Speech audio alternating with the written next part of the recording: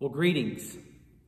So last week, you may recall that we began a series here at First United Methodist Church entitled Post, which is both representative of a time after, as we look at what the church will look like, operate in a post-pandemic, and for us here at First United Methodist Church in Silent Springs, a post-construction era as we near completion of our ministry center renovation.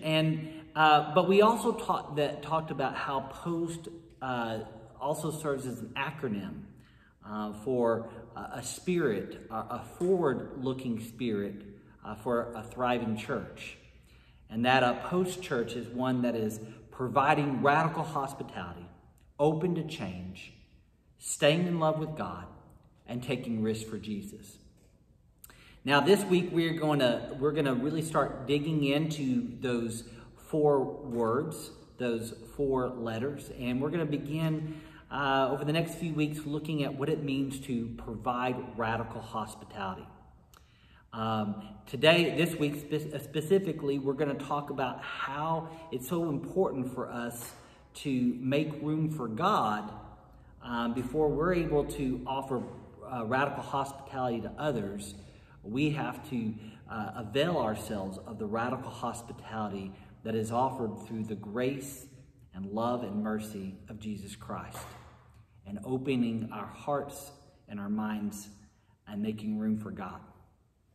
Now, on that subject of providing radical hospitality, you may recall that last week I put out a request along with the bishop and others for folks in our church to voluntarily return to wearing masks in worship and when we're around young people who have not had the opportunity to be vaccinated. And I want to thank those of you who took me up on that request this past Sunday, and I saw a number of you wearing masks in worship, and I want to thank you for doing that. And I want to encourage us all to really lean into that idea, because one of the ways that we can provide radical hospitality to those among us is by taking care of those who are most vulnerable. We know that we are not out of this pandemic.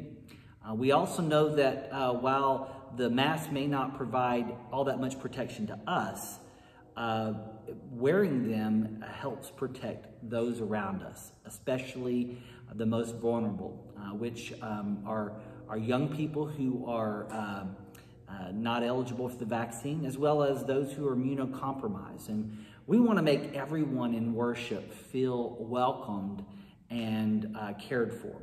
So again, I'm going to ask that we continue to example this radical hospitality, and then again, asking for us to please wear masks in worship and when we're around young people.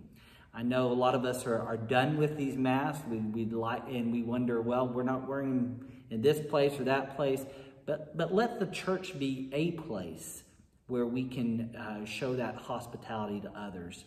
And so hopefully more and more of us will be doing that this Sunday. So again, thank you to all those who are doing it already. And anyways, I look forward to seeing each of you this Sunday as we gather and worship. As we gather and worship at 10 a.m. here at First United Methodist Church, either in person or online.